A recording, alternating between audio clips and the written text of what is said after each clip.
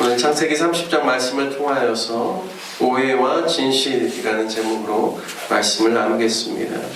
오늘 본문은 야곱이 레아를 통하여서 낳은 네 아들 이후로 또 7 아들들을 더 낳는 과정들을 설명해 주고 있습니다.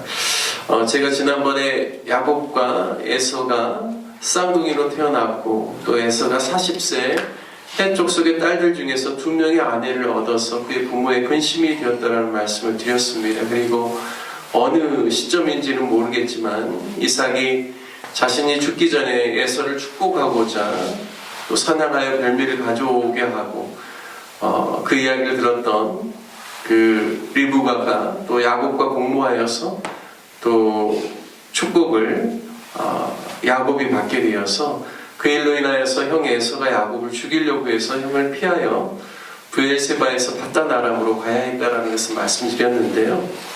그 30장 이후에 또 이제 요셉의 이야기가 나오면서 요셉을 야곱과 함께 같이 애굽에서 제의와 함께 만나는 그 나이의 시점들을 거슬러서 이렇게 계산을 해보니까요. 야곱이 77세에 그의 부모님을 떠나서 바단 아람으로 가게 됩니다. 그가 향년 147세를 야곱이 살았는데요. 그 인생의 147세 중에 77세 정도면 거의 절반 이상이죠. 그러니까 야곱이 77세가 될 때까지도 그는 싱글이었다라는 겁니다. 그의 형은 40세에서는 2 아내를 맞이해서 지냈지만 그 야곱은 계속해서 싱글로 있다가 77세 자신의 형을 또 피하여서 바단 아람으로 가게 되었습니다. 그리고 77세부터 그가 이제 7년 동안, 그러니까 84세까지죠. 그때는 라헬과 연애를 하면서 또 시간을 보냈습니다.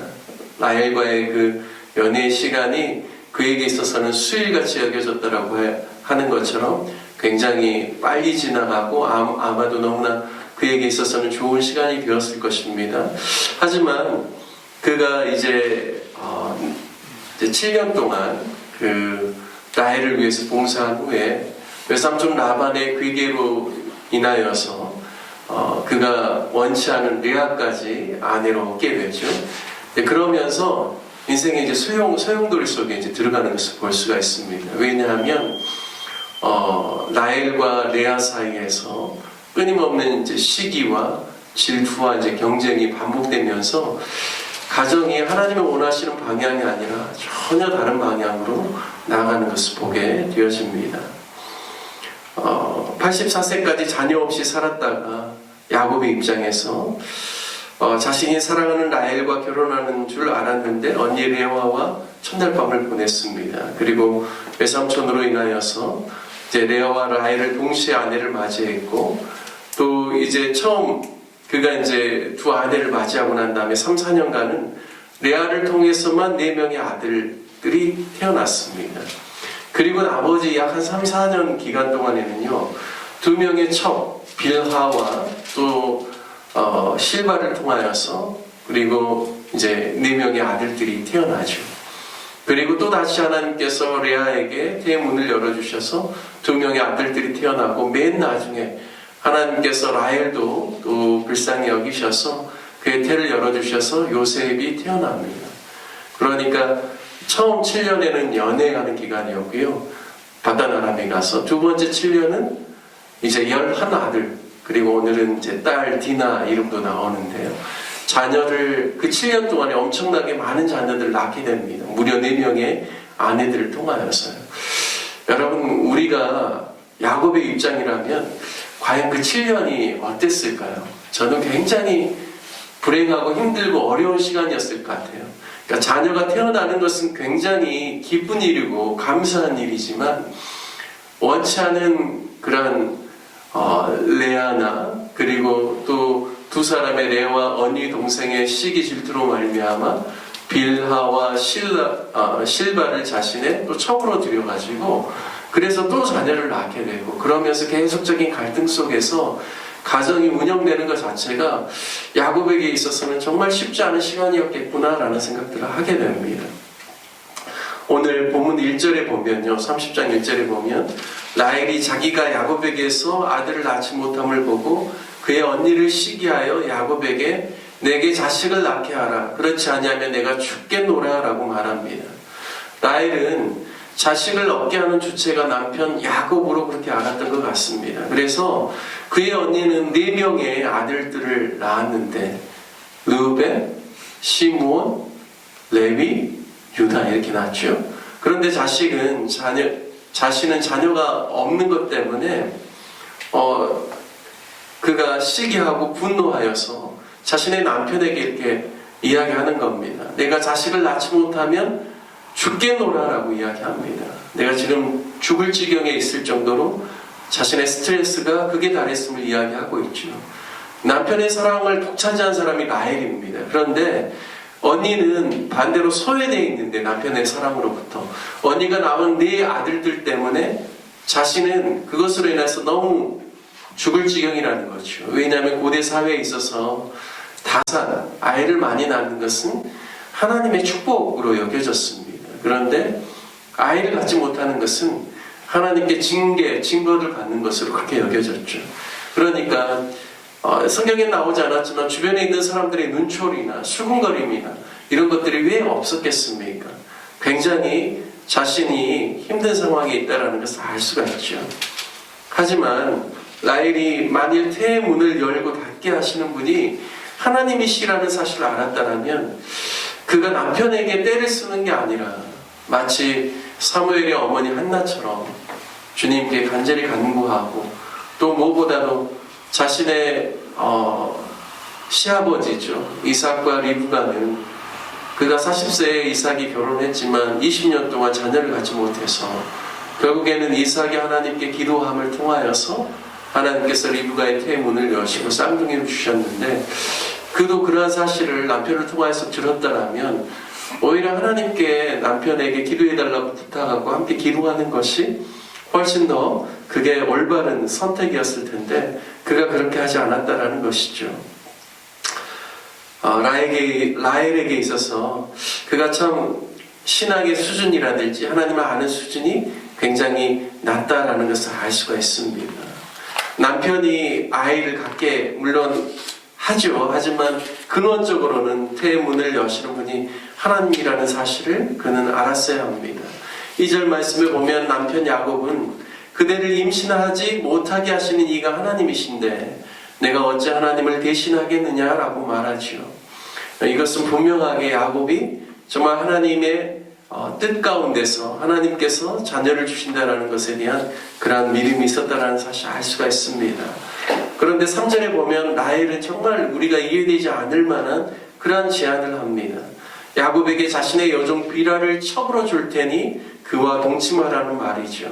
아무리 당시 풍속이 자신의 종이 자기의 소유이고 그 종이 낳은 자녀도 자신의 소유가 된다고 할지라도 하나님의 뜻은 일부 일처제이죠. 한 남자와 한 여자가 만나서 결혼하는 것, 그를 통해서 경건한 자손을 얻는 것이 하나님의 뜻입니다. 그런데 그러한 모든 하나님의 뜻에 반하여서 세상적인 방법으로 해결하려고 하는 그러한 선택을 하게 됩니다.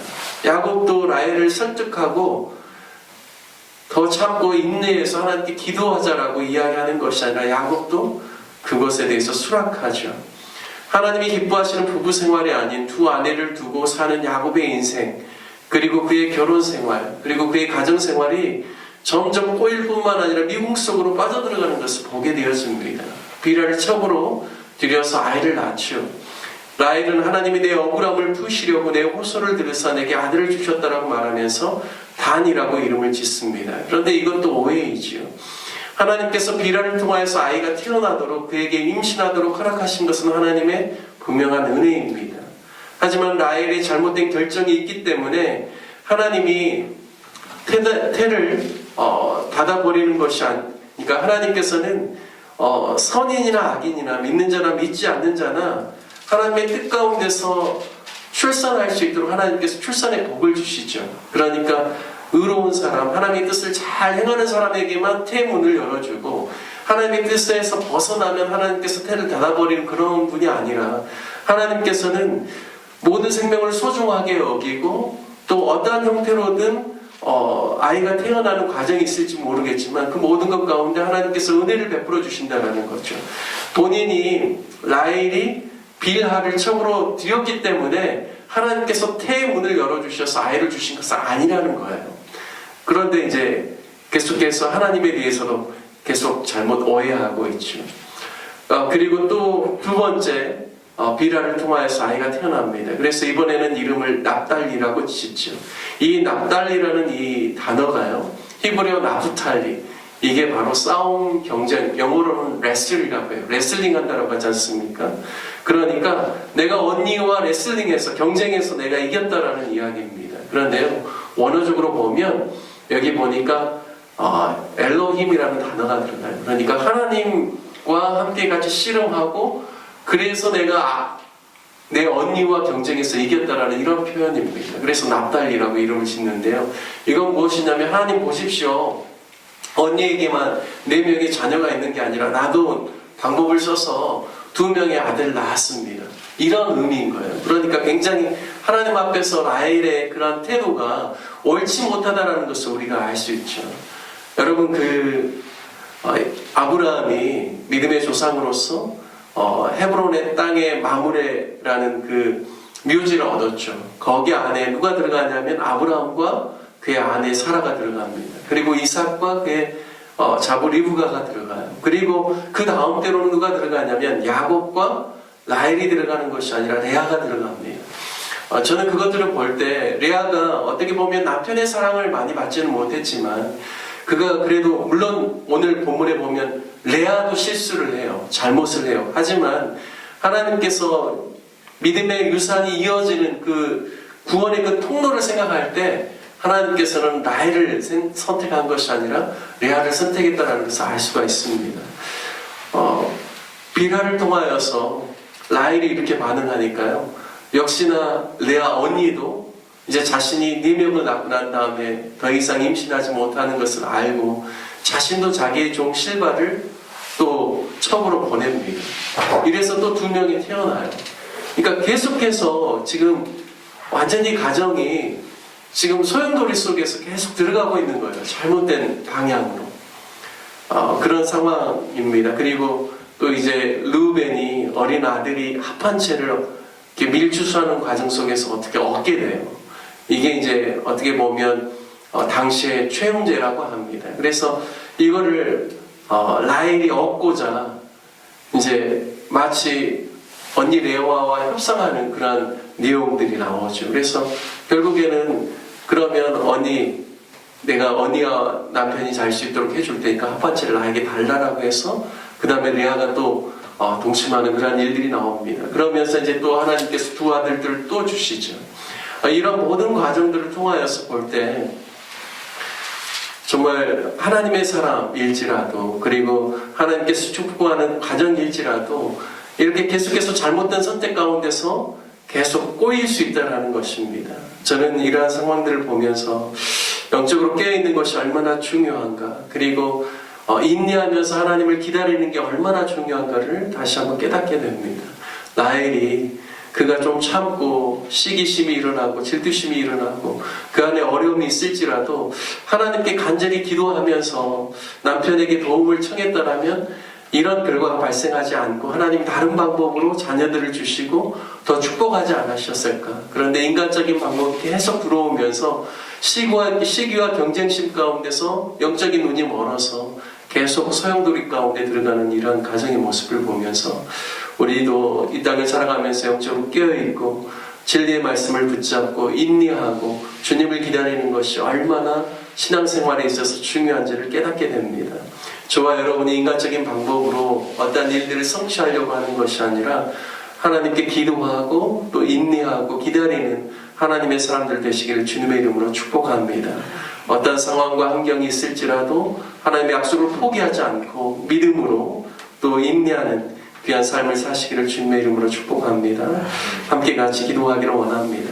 함께 같이 기도하실 때 하나님, 우리가 인간적인 방법을 따라서 세상의 방법 따라서 세상의 잘못된 가르침을 따라서 살지 않게 하여 주시고 오직 하나님의 진리를 따라 또 하나님의 뜻을 순종하는 삶을 살아갈 수 있도록 인도해 주시라고, 특별히 또 믿음의 인내를 우리가 소중하게 여기고 기다릴 줄 아는 하나님의 사람들 되게 해달라고 함께 같이 기도하기를 원합니다. 또 함께 같이 교회를 위해서 기도할 때 모든 성도들이 한 주를 살아갈 때 주님을 의지하고 살아갈 수 있도록, 또 예수 그리스도의 아름다운 성품을 나타내며 살아갈 수 있도록, 또 신년에 우리 교회가 하나님 앞에서 세운 많은 계획들을 우리가 잘 감당할 수 있는 그런 교회 되게 해달라고 함께 기도해 주시고, 또 몸이 불편한 환우들과 협력하는 선교사님들을 위해서, 또 대한민국의 여러 가지 어려운 정치적인 상황 가운데서 하나님께서 위정자들에게 하나님을 경외하는 마음을 부어주시도록 우리 다 같이 주님의 이름 한번 부르시며 함께 기도하겠습니다. 주여, 하나님